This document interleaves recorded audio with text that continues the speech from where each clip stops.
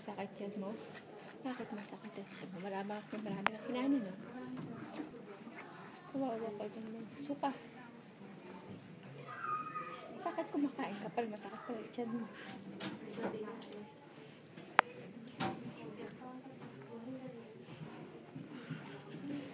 May nakichismisan dito naman ako sa chismisan.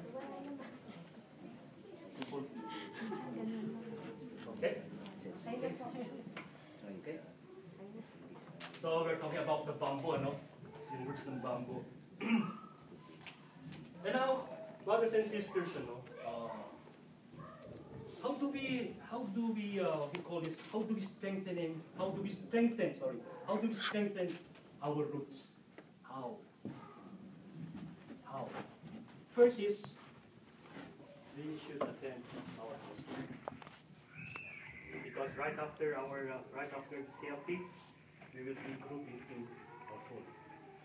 The household consists of 4 to 5 members.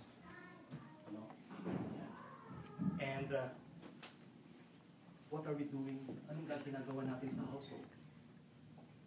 Pwede na ako si Brother Andrew. Anong ginagawa natin sa... Ay, ano ba? Sorry. Sorry. Yeah. Yeah. What do we do in a household? In a household, we what you call this? We have 3 parts of a house. We have 3 parts in how to conduct a household. First is we do let's say worship, prayers, and then after that we share. Then we discuss. In praying, just like we have done this afternoon, we sing praises. We sing some of praises, 2 fast songs and 1 slow song. Then after that, we go to the what Brother Andrew discussed a while ago, the acts, the adoration, then the contrition, thanksgiving, and supplication. But sometimes it goes the other way. Sometimes we go adoration, and then we go thanksgiving, then we go contrition, then we go supplication. As long as the four letters are there, it's okay. And then during what they call this, during the sharing, we don't share the life of our neighbor. What we share is our life.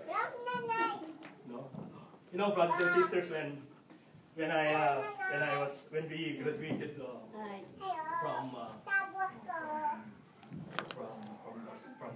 from the CLP, way back 1994. My first household member, were lawyers, attorneys.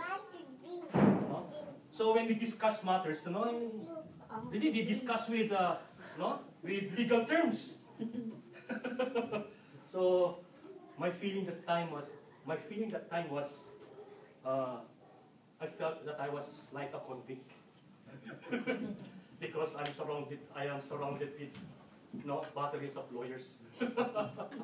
Good lawyers, And fortunately, at that time, I was only 32 years old that time when I handled lawyers older than me. Because we have this what do you call this? We have this one ministry. We call it winning back old members. It's WOMB, boom, winning old members back. And these lawyers, were old members who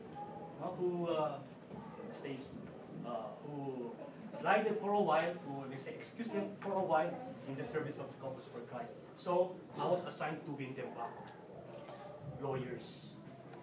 And now I'm very happy that there are also good leaders already nowadays. Then after that, they gave me the assignment of being the singles Singles for Christ couple coordinator. I handled it for 8 years. 8 years. Then my household now are young people. Young people ang household ko yun. So from old, then going young. And then, when I left the Philippines, coming here, very young ang aking hinawakan, the Youth for Christ. I handled it for 3 years. At hindi ko hinawakan si Kids for Christ. I never handled Kids for Christ. I might be going back to my second childhood. Yeah, you see, brothers and sisters, when we sum up Kids for Christ, going up to let's say handmaids of the Lord, the soldiers, it is a womb to tomb ministry. Womb to tomb. No? A little child until nasa departure area na tayo. Yeah. Yes, brothers and sisters. Here in what they call this in scheduling our households, we do it once a week. Depende yan sa kwan. It depends on the schedule of each member. Depende yan sa schedule ng members natin.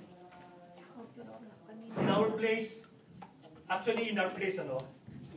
have 5 households. I have a household with the leaders of the Youth for Christ. I have the household with the leaders of the governance team. I have a household in my when I was because I'm also a victim of I am also a womb what they call this a womb member, because I slided for 2 years, then they win me back.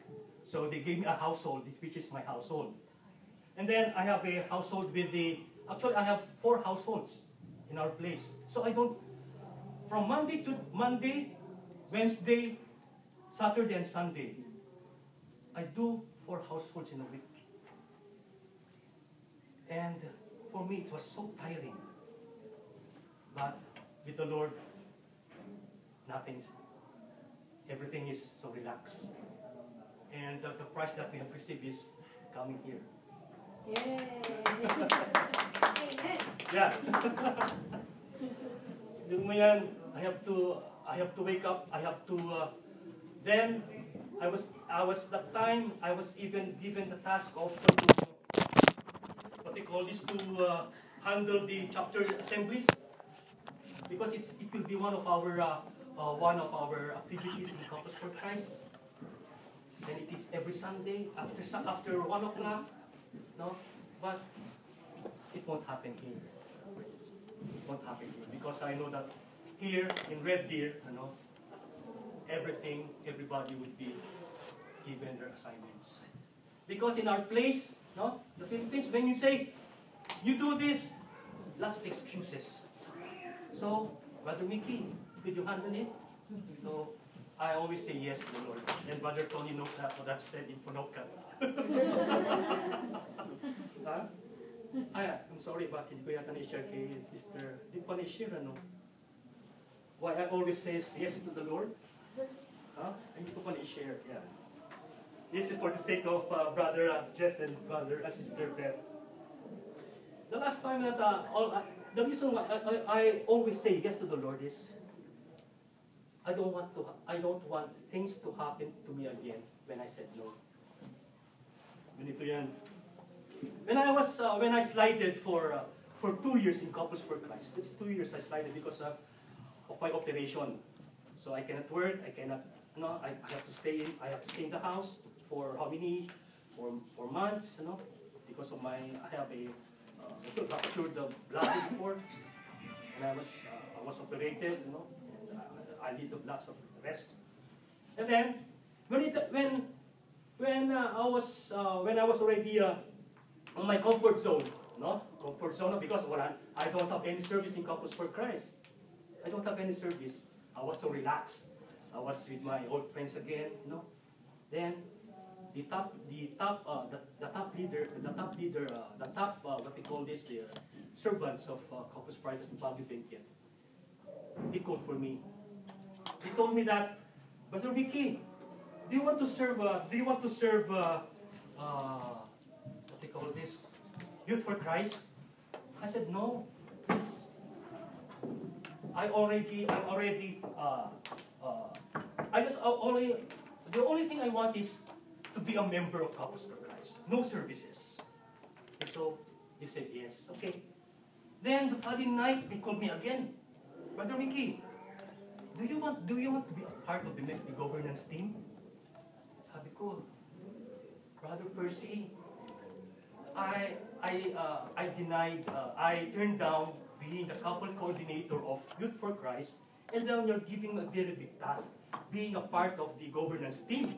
And you know, governance team, parang local council yan ng Corpus for Christ. An extension parang extension ng what? I said, no, please. I just want to be a member of Corpus for Christ. So, Brother Percy, told me that. Okay, I will give you one day to decide. Whether to say yes or no. Because I know that you're still, you're still in the comfort zone. So I said, yes, okay. Just give me one day. Tomorrow you will have my answer. So I talk it over with Eva, my wife. Eva, paano ito? How? Are we going to accept it or just turn it down? So we decided to turn it down. We turn it down. So in that afternoon, I have to get the car to have it repaired. So finally, I took the car. Then when I was driving along the highway, it's a road, it's a street. I was driving. There was this jeep, a passenger jeep, A passenger jeep wants to overtake me sa road. Talagang this jeep was pushing me, in the middle of the road, the middle lane. So what I did was, I gave the chance to overtake. When the jeep overtook, it was there that God spoke to me. Please, Mickey, answer me, yes or no. Because Brother Percy will call tonight, he needs your answer. So